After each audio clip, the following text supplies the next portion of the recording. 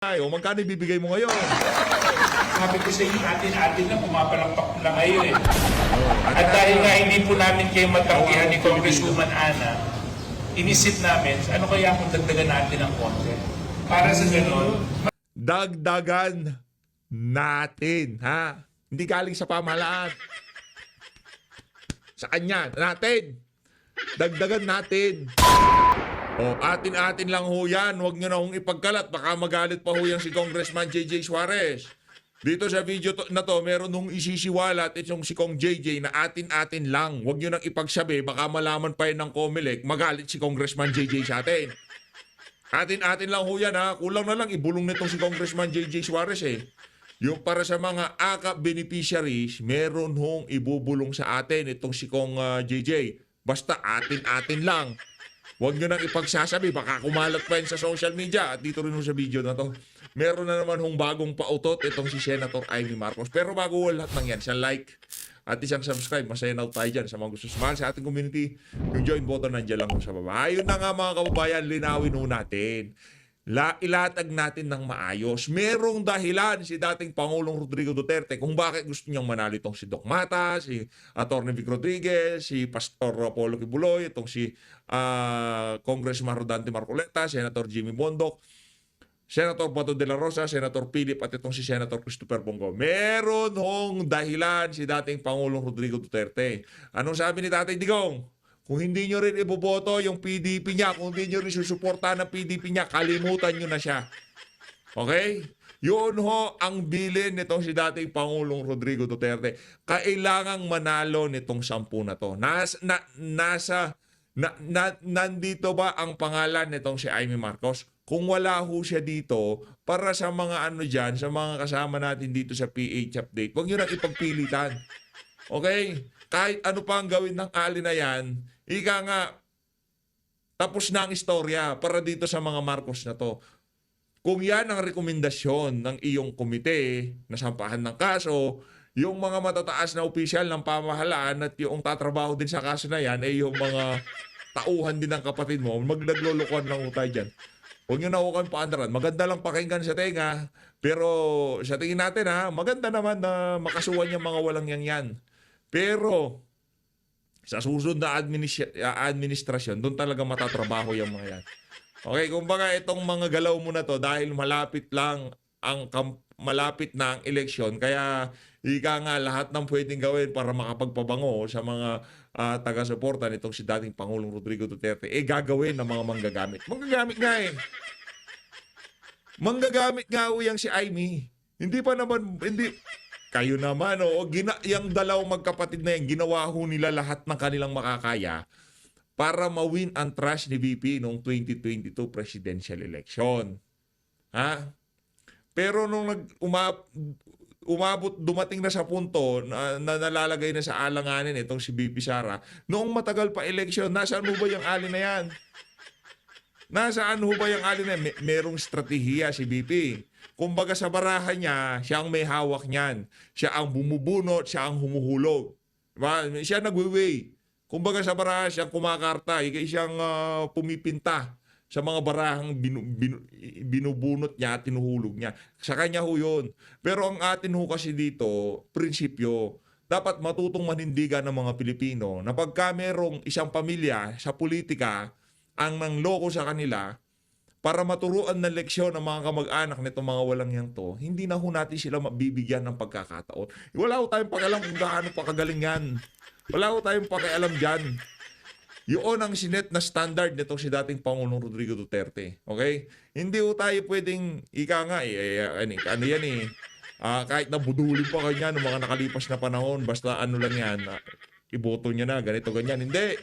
Ang sinet na standard sa atin itong si dating Pangulong Rodrigo Duterte. Etong 10 na to, na nung kahit na napakalayo pa ng eleksyon, nandyan sila sa likod nitong si dating Pangulong Rodrigo Duterte. Magsabi ho kayo ng isa sa mga kandidato na nasa ilalim na mga pangalan na to, na hindi sinuportahan itong si dating Pangulong Rodrigo Duterte, na nagtengang kawali sa mga isyo ng, na ibinabato sa mga Duterte noong 2023 at 2024. Magbigay ho kayo ni isang mga kandidato sa mga ilinatag nitong si Tatay Digong sa atin na nagbingi-bingihan. Ha, yaan. Walang pwesto sa pamahalaan. Yung iba nga dyan nakakulong pa dahil lamang sa pagsuporta dito kay dating Pangulong Rodrigo Duterte. Nakulong dahil sa paninindigan, dahil sa tama. Di ba? Nakulong ho yung iba dyan, si Pastor Apollo Kibuloy. Di ba? Ano ba naging kasalanan niya? Talagang naging sinuportahan niya ho itong si dating Pangulong Rodrigo Duterte. Hindi ho siya nabili ng administrasyon itong si Marcos Joyo. Yan itong si Congressman Rodante Marcoleta, pati ho yan, inagaw na ho sa kanya. Madami ho yung mga yan talagang natikman nila ang kamandag ng administrasyon na to. Noong 2023 at 2024, hindi ho sila nagpatinag kung ano-anong panggigipit na ho ang hinihampas dyan sa mga kandidato nitong si dating Pangulong Rodrigo Duterte. Kaya naman sa papalapit na eleksyon, ito lang naman ho ang pakiusap ko sa inyo. Hayaan nyo na ho yung dalawa. Focus na lang ho tayo dito sa 10 na to. Para doon sa pang-11 at 12, wala na ho magkukumpit dito sa 10 inendorso nitong si dating Pangulong Rodrigo Duterte. Pakiusap lang ho. Yun na lang ho ang pakiusap ko sa inyo. Pakinggan ho natin dito sa isa na to, itong si Attorney Jimmy Bondoc. Merong punto ang mga sinasabi niya. Kung bumoto pa tayo ng dalawa, makikipag-compete pa yon doon sa magiging pestuhan ng ating mga kandidato kung sakaling merong mapunta sa pang-11 o pang-12. Basta suluduhin na lang ho natin itong 10 kandidato na to. Hayaan nyo na ho yung dalawa. Kaya kung gusto nyo talagang maging solido yung suporta nyo kay dating Pangulong Rodrigo Duterte, iboto nyo ho si Gringo Onasan at si Kiki Rubin. Diba, may dahilan si Tatay Digong kung bakit niya gustong ipaboto yung dalawa na yan. Diba? Pero dito sa mga ano na to, bakit ba natin talagang ini-SS yung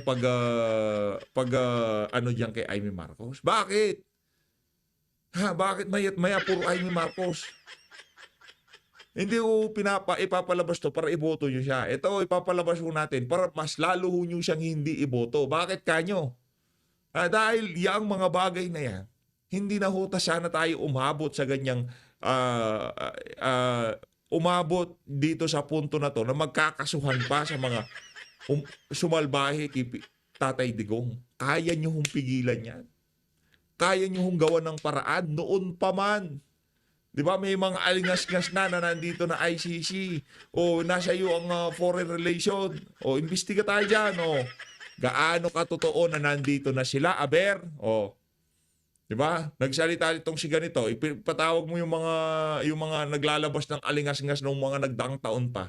Pero hindi, kailangan mo nang umabot na malapit na eleksyon, nasa dahig na si Tatay Digong, saka tayo magpapabida o kakasuhan, itong rekomendasyon ng komite ko doon sa mga sumalbay kay Tatay Digong. Huwag kami. Ganun lang ang masasabi natin kay Amy Marcos. Huwag kami. Dito sa PH Update, ano na ito, kumbaga, ngayon dito sa ating channel, medyo nasa state tayo ng batas militar, batas ni PH. Pag kayo, nagkamali ko kayo dyan sa comment section, may kalalagyan kayo, yan ang tandaan nyo. Kung dati, behave lang, inahayaan ho natin na magkaroon ng Royal Rumble dyan sa comment section. Mag-ingat ho kayo. Ngayong mga panahon na to, ngayong panahon ng election, ayusin nyo ho yung mga sinasabi. Dahil dito, sinusubukan ho nating turuan na magkaroon ng prinsipyo, magkaroon ng totoong paninindigan, na pagka ikaw, sikat ang apelido mo, ginago mo sa bayan ng Pilipino, di ka na makakaisa. Di na makakaisa ang pamilya nyo. Para hindi na pamarisan ng ibang mga pamilya na nasa politika. Diba? Yung kalagit na pagka nagkagipitan na, nagkakalaglagan, nananahimik, nagbibingi-bingihan yung iba. Pagka binabanatan na yung kanilang mga kasama. Ni isa sa mga kandidato na to, ito sigurado natin. Itong kasigurado ho natin. Makikipagbalagbagan ho yan sa Senado para dito kay dating Pangulo. Yung ginawa na yan ni Amy Marcos, sabihin ko sa inyo, pagka nandito na tong 10 na to, baka unang taon pa lang, lahat ng trinabaho ni Amy Marcos sa loob ng 6 na taon sa pagiging senador niya, basta kompleto tong 10 na to, ito ang sinasabi ko sa inyo, ito ang pinapangako ko sa inyo. Hindi lang tutumbasan, lalampasan, hihigitan, lahat ko gagawin na 10 na yan. Masyado nilang hinahype itong si Amy. Bumenta na. In-endorse na nga. Pero ang atin dito, hindi pa rin ho. Sa anong kadahilanan? Prinsipyo. Magkaroon ng tamang paninindigan ng mga Pilipino na pagka sinabing no ifs, no buts, hindi natin iboboto yan dahil yung pamilya na yan manloloko. Magaling siya, di problema niya na yon. Magaling siya, di good for her. Good for her. Yun lang ang atin dito. Magaling siya. Walang problema. Di magaling. Palakpakan natin kung magaling siya. Pero ang tanong, iboboto ba natin siya? Maraming magaling. Kung usapan lang magaling, nandiyan si Congressman Rodante Marcoleta. Hindi pa nagkaroon ng investigasyon diyan sa Senado. Nakikipagpatayan na siya diyan sa House of Representatives. Nakikipag-agawan na siya ng hopya. Magaling. Sa susunod na video, pag-usapan natin talaga kung sino magaling. Buisit na magaling na yan. Ito, atin lang, huwag yung pagsabi. Yung iba po kasi, na-akap, ang binibigay ko ay 3,000 piso lang. Yung iba ho kasi, pag ipinamimigay yung akap, 3,000 piso lang. Atin lang yan. Atin lang, okay? 3,000 piso lang ho talaga yung ipinamimigay sa akap na yan. Pakinggan ho natin yung amo niya, si Martin Romualdez. Siyempre, alangan naman, lalatagan ko kayo dito ng kulang. Kailan ba naman naglatag ng kulang si PH Update? Hindi naman ho yung tipo, pagka sumalansan si PH, inaayos kahit pa paano, di ba? Ito, bago natin ituloy yan, dito muna tayo kay Tambaluslos. Ito, yan okay? Sabay-sabay natin malaman kung magkano ho ba talaga ang nakalaan na ayuda dyan sa akap na yan. Kailan ho nakunan itong video na to? November 21, 2024, kailan lang? Ilang buwan lang pala nakakalipas. Pakinggan ho natin. Budget season to, kaya nag-iiyak tong si Tambaluslos. Pakinggan ho natin to. Yung mga beneficiaries ng AKAP, 5,000 pesos cash, may bibigay natin ngayon. Malinaw ho 5,000 pesos cash, maibibigay ho natin ngayon. Hindi ho 3,000. Kaya pala gusto tayong sekretuhan nitong si Boy Hairline. Kaya pala gusto tayong sekretuhan, yung iba daw 3,000. Ngayon papabidahan tayo. Ito, pakinggan ho natin. Kasi baka magalit nga naman yung mga kasama niyang congressman na namimigay ng akap. Pakinggan ho natin. Sige, pakinggan natin. Game. Huwag niyo po ipagsasabi mo si kanino. Kaya hindi po namin kayo matanggihan ni Congresswoman Ana.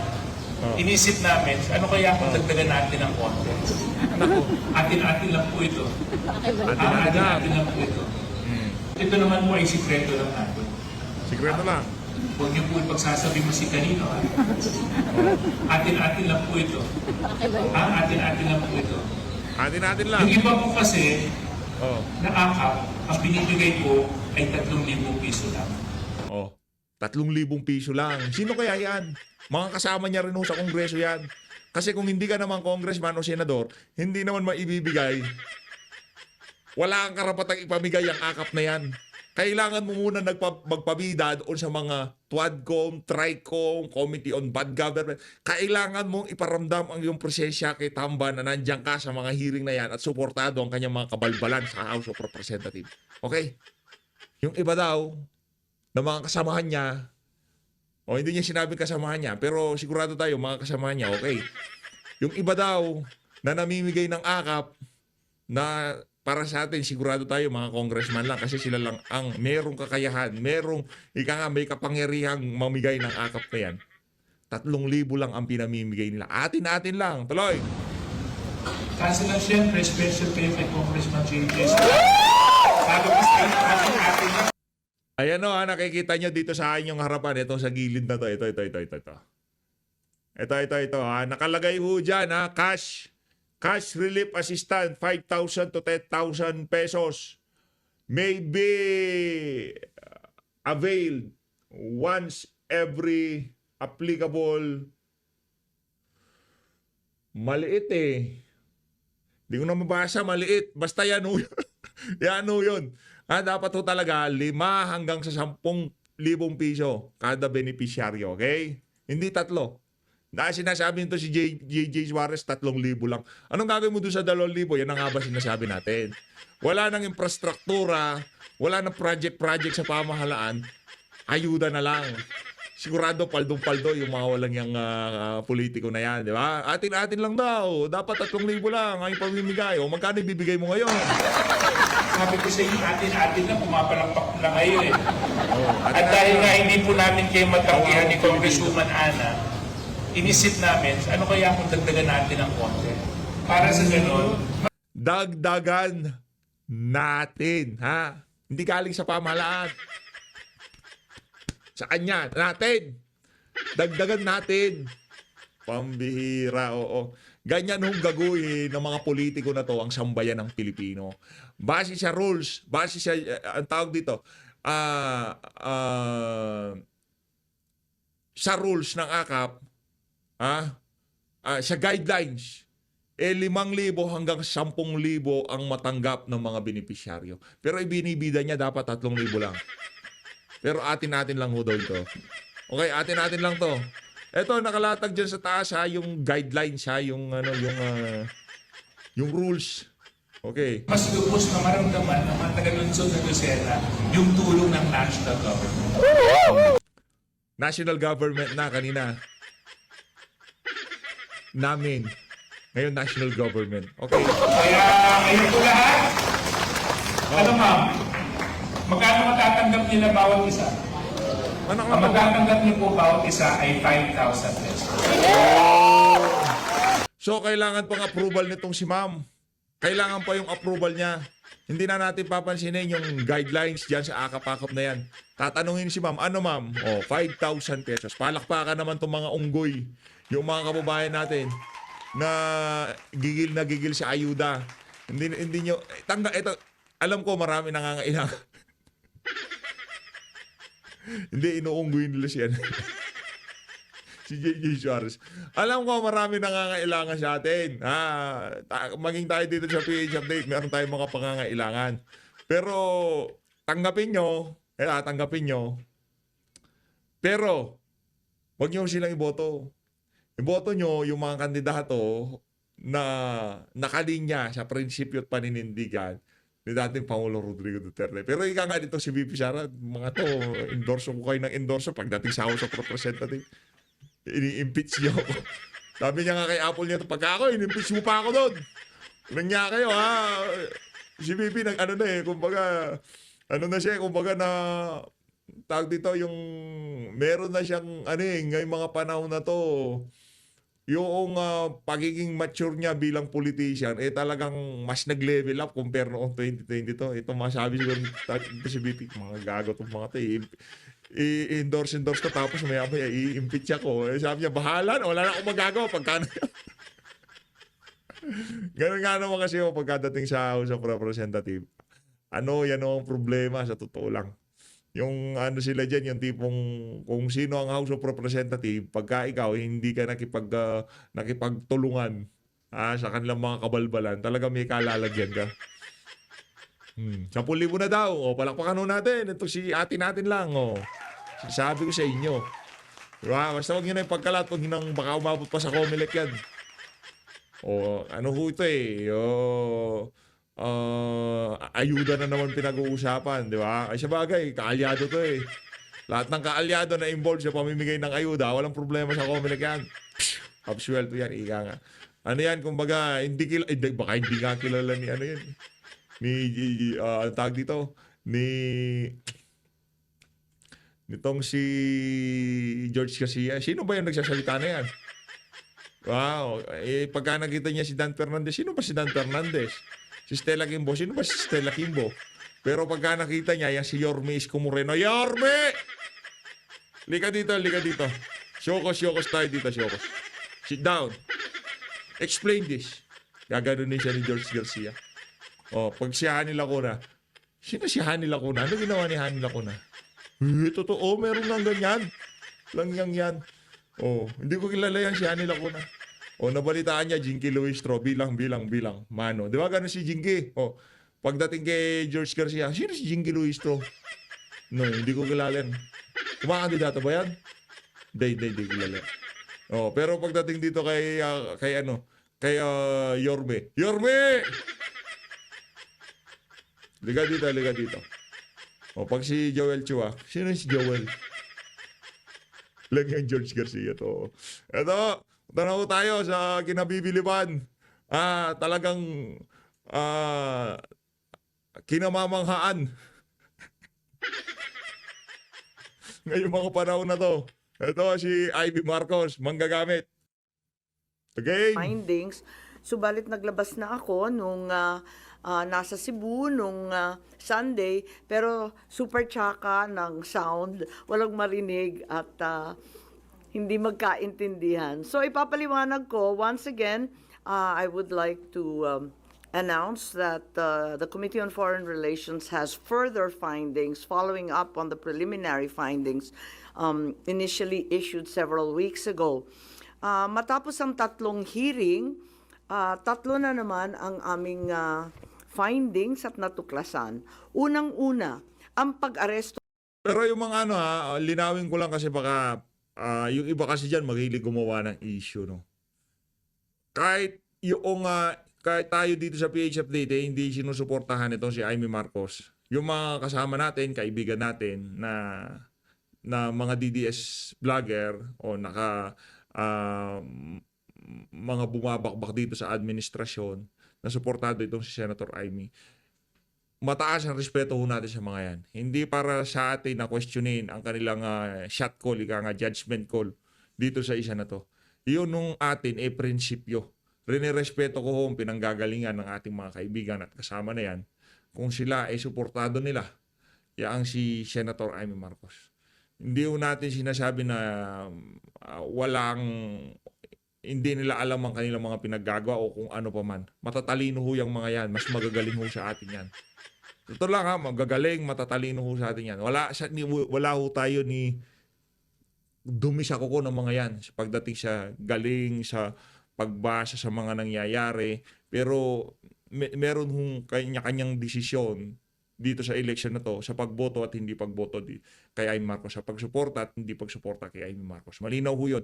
Wala ho tayong inaaway, kaibigan ho natin, iniidolo, sobrang bilib ho tayo sa mga na yan, sa mga individual na yan. Hindi na ho para dito at pangalanan pa ho natin kung sino yung mga kasama natin sa hanay nitong si dating Pangulong Rodrigo Duterte na suportado itong si Senator Amy Marcos. Hindi ho natin sila binabanatan, respeto ho natin ang kanilang desisyon, pero ang ating hindi pagsuporta hindi siya kung ano pa man, prinsipyo at paninindigan ho yung atin. Meron ho tayong gustong i-prove na point dito sa mga politiko na kahit ikaw galing sa sikat na pamilya, kahit ikaw napakahusay pa, hindi lang naman ho siya ang mahusay, marami hong mahusay siya. Kahit ikaw na matapang ngayong mga panahon na to, pero nung mga nagdang panahon puro kayo parinig lang. Itong mga ibang kandidato dito 2023 pa lang nakikipagbalagbagan na sa House of Representatives para sa mga Duterte. Bakit hindi sila ang ibida natin dito? Bibigyan ho natin ng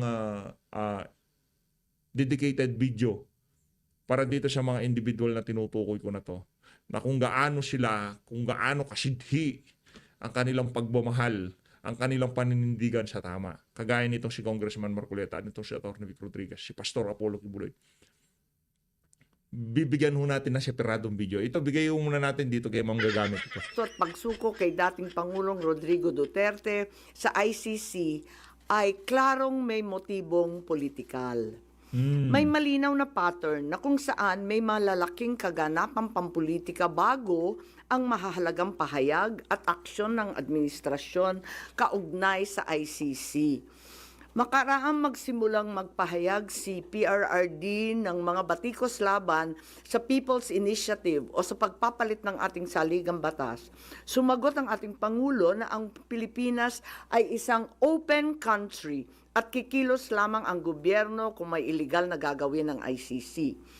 Ngunit matapos dumalo si dating Pangulo sa pagdinig ng Quadcom noong 11 November 2024, sumagot ang ating Executive Secretary na maaring makipagtulungan ang mga lokal na otoridad sa Interpol kung hihingi ng tulong ang ICC. Biglang nagbago ang tunog ng gobyerno.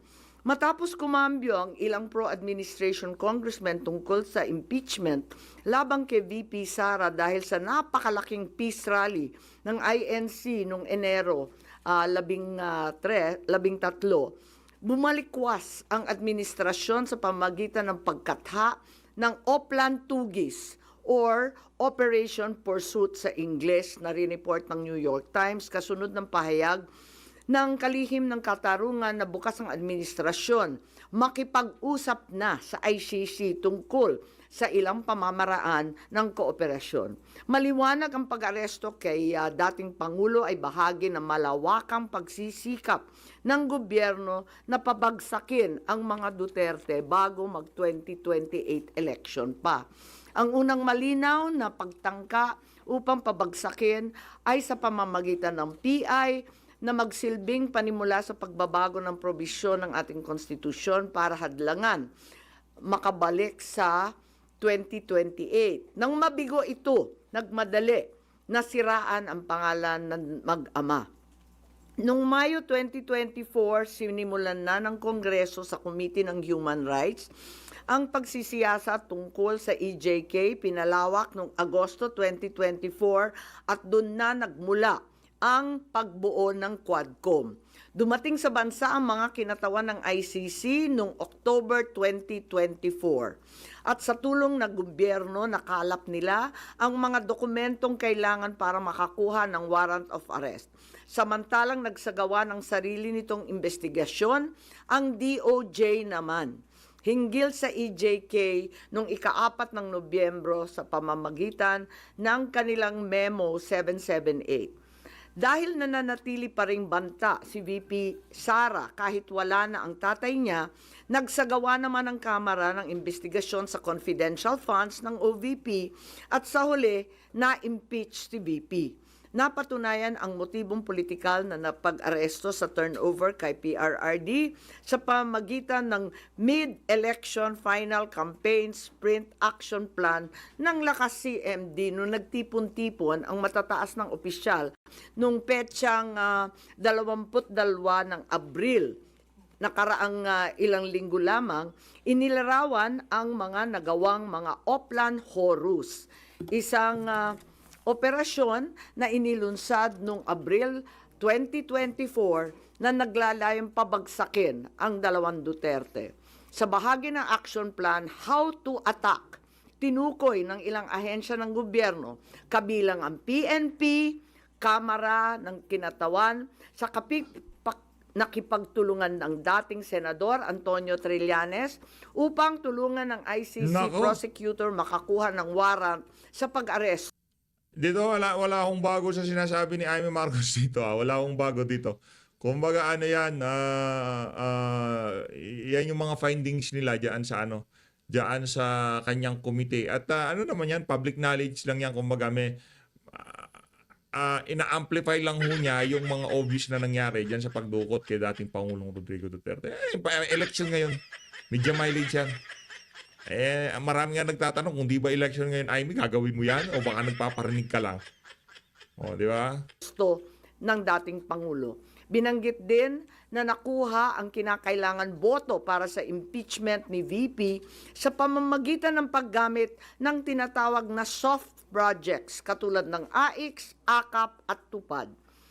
Doon naman sa bahaging following strategies and moves, tinukoy na kailangan pabilisin ang impeachment ni VP Sara at makakuha ang boto sa Senado sa pamamagitan na naman ng pamimigay ng proyektong for later release or yung mahiwagang FLR bilang gantimpala sa tamang bumotong mga senador. Ikalawa, may magkakaugnay na pagtatangkang pagtakpan ang mga detalye at motibo sa likod ng pag-aresto ng dating Pangulo. May cover-up. Habang nagpapatuloy ang unang pagdinig, tumanggi si DILG Remulla na magsalita. Tanungin siya tungkol sa panayam kay Pinky Webb, kung saan sinabi niya na group effort ang pag-aresto at in-invoke pa ang executive privilege samantalang lumabas na sa media. Una, tinawag niyang chismis ang pahayag. Ngunit nang mabisto, tinulungan na lamang ng kapatid at sinabing executive privilege na nga. Isa pang malakas na sandata ng administrasyon upang pigilan ang komite ang pagsisiwalat ng katotohanan ay paggamit ng tinatawag na sub judice rule. Halimbawa, nung mahuli si General Torre na nagbibigay ng maling pahayag tungkol sa pagmamadaling ilipat si PRRD sa Hague dahil daw sa Article 125 ng Revised Penal Code, ngunit nung ipunto na yung Revised Penal Code, Article 125, ay para lamang sa warrantless arrest, bigla niyang ginamit ang sub judice na naman. Isa pang indikasyon sa pagtatakip ng administrasyon ay ang blanket invocation ng executive privilege ni Executive Secretary Bersamin upang pagbawalan lahat ng opisyal ng ehekutibo dumalo sa ikalawang hearing noong 3 ng Abril. Mas lumala pa ito nang sa hindi pangkaraniwang hakbang, tumanggi ang ating Senate President pumirma ng mga sabpina nung araw na yon. Nako. Bagaman dumalo mga opisyal sa 2 pagdinig noong 10 ng Abril, ginamit pa rin ang executive privilege sa mga susunod na isapin. Kung sino-sino nag-utos ng pag-aresto, kung sino ang nag-utos ng paglipat niya sa Hague, at kung paano nakuha ang eroplano na ginamit sa paglipat. Hindi nagtapos ang cover-up sa pagdinig. Dahil alam din natin na matapos yon pinalaya si Ambassador Lacanlilao at hindi na naman pinirmahan yung mga sabpina. Matapos ang pag-aresto kay PRRD, lumakas ang pro-Duterte sentiment at bumagsak ang trust rating ng administrasyon. Ayon sa isang mapagkakatiwalaang source, naglunsad na ngayon ang administrasyon ng isang communication plan upang ilihis ang atensyon ng publiko patungo sa mga issue ng West Philippine Sea at di umanong disinformation ng mga tinatawag na China trolls ng kanilang embassy. Kaya Ano yan? Kahit hindi hindi tayo magkaroon ng ika nga reliable source diyan sa impormasyon na yan, napag-usapan na rin ho natin yan. Na yung ginagawa ho nilang Chinese trolls, yung ship, yung linilish ho talaga nila yung usapan dito kay dating Pangulong Rodrigo Duterte. Ika nga ano na yan, public knowledge na yan. Manang, alam na ho namin yan. Alam na ho namin yan. Kaya kada video, di ba, hanggat maaari, sinusundan natin yung mga kabalbalan nitong si Marcos Jr. Yang pag-kidnap na yan kay dating Pangulong Rodrigo Duterte at pagpapadala dyan sa The Hague, Netherlands. Hindi lang ho, aabot tayo dyan. Manang, tuloy-tuloy lang. asahan Go. natin na ito ang magiging balita sa mga susunod na araw. Hindi inaasahan ang political backlash sa pag-aresto sa dating Pangulo. Kaya ngayon, sinusubukan nilang kontrolin ang sitwasyon sa pamamagitan ng pag-focus sa West Philippine Sea, pagsisi sa China, at sa huli ay iuugnay ang pagtaas ng suporta kay Duterte sa sinasabing kampanya disinformation ng China. So una, may duda tayo na politically motivated. Ikalawa, whole of government ang nagamit dito na talaga naman comprehensive itong planong ito.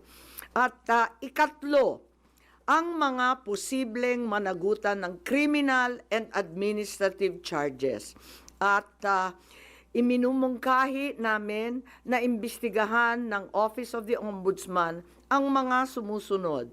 Una, si DOJ Secretary Remulla Boying Nako. maaring managot sa violation of RA 3019, Anti-Graft and Corrupt Practices for sanctioning an invalid administrative arrest against a former president in contravention of the ruling of the Supreme Court in the 2023 case of immigration versus Juan Wenle. Maliwanag na napakadaming kondisyon, kwalifikasyon at requirement na isinaad ng ating Korte Suprema doon. Ikalawa, usurpation ng DOJ ng judicial functions. Kahit hindi sila korte, naghahatol sila na halos sila ang naging husgado. Ikatlo, grave misconduct and conduct prejudicial to the best interest of public service. Ikalawa, baka managot din si General Romel Francisco D. Marbil, ang Chief PNP, Sa arbitrary detention, Article 124 ng Revised Penal Code. Violation of RA 3019, anti-graft and corrupt practices for inducing or persuading general. Paano na lang, para dito kay Boying Remulla, paano na lang ho pagka hindi na ho presidente yung pinagtatanggol nyo na yan? Paano pagka biglang bumaliktad? Inaano ko talagang iniisip po natin, saan ho kaya pupulutin tong mga Remulla na to? Di ba? May ano na sila, kumbaga, may taning na ika. May taning na ho ang mga political career na to, mga walang yang Remulla na mga walang yang Remulla na to. Yan si John Vic, yan si Boying, ha? May taning na ho ang kanilang political career dahil alam ho nila, ramdam din naman ho nila na hanggang ngayong ano na lang sila, hanggang ngayong 2028, pagkatapos ho ng 2028, finish. Ika nga, kailangan na nilang pagbayaran yung kanilang mga kabalbalan. General Torre to perform an act in violation of laws, rules, and regulations or an offense in connection with the official duties of the latter. Grave misconduct and conduct prejudicial to the best interest of public service.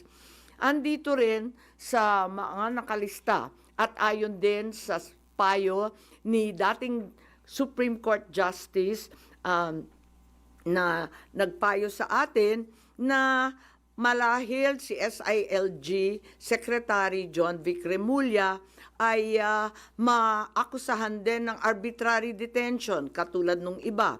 Violation of 31.9 for inducing General Torre and Marbil to perform an act in violation of the Constitution and our laws. Ikatlo, grave misconduct and conduct prejudicial to the best interest of public service. Ang ikaapat na maaring patawan din ng kaso ay si General Nicolas Torre III.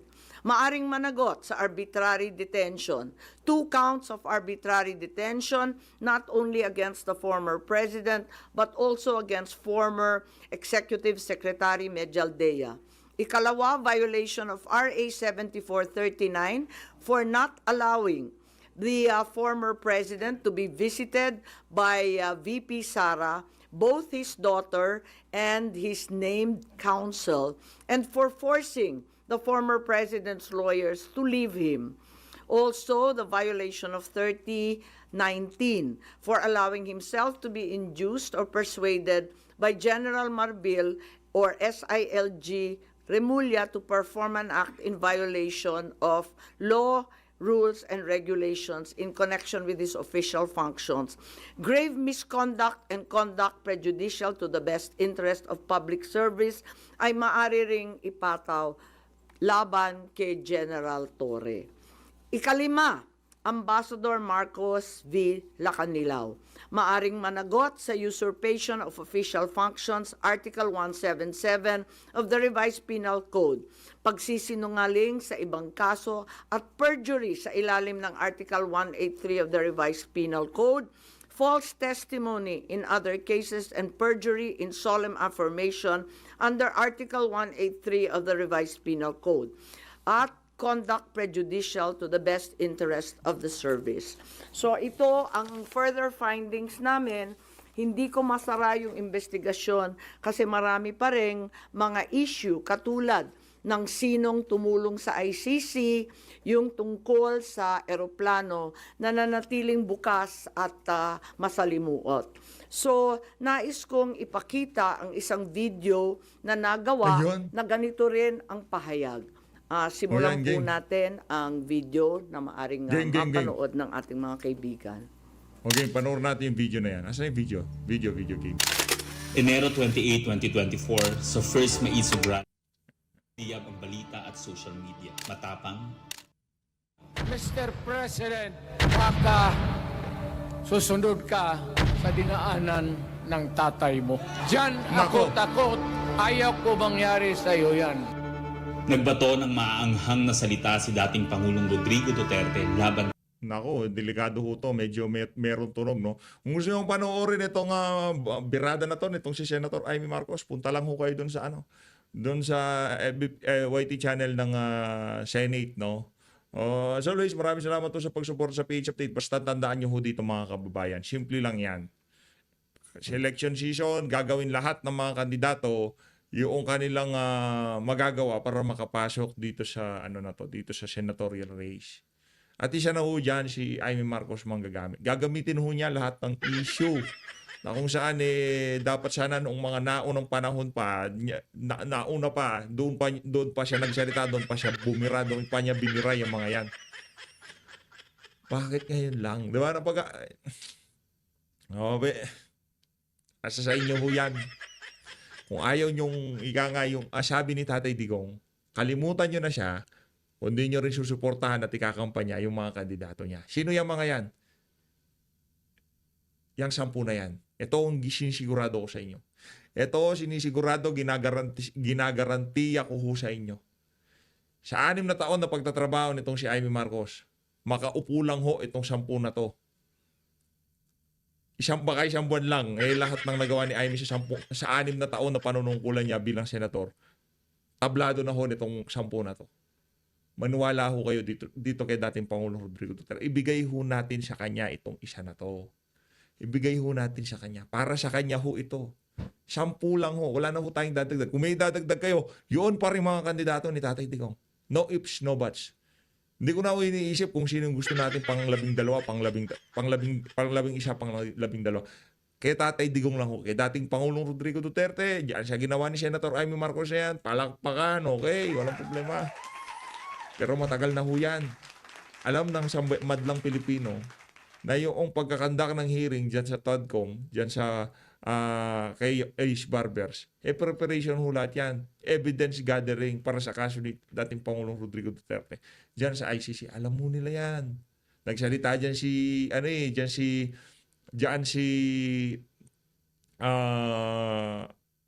Trillanes nakipagbalagbagan dyan si Congressman Rodante Marcoleta. Bakit hindi yun yung... Ba't hindi ang ibida natin dyan nung mga panahon na talagang kahit na hindi siya kapatid ng natanggalan siya ng budget, natanggalan siya ng hopya, pero nakipagbalagbagan siya. Special sa puso niya yan si Kong Marcoleta. Naiintindihan nun natin siya. Naiintindihan. Sino bang special sa puso ni Tatay Digong ngayong mga panahon na to?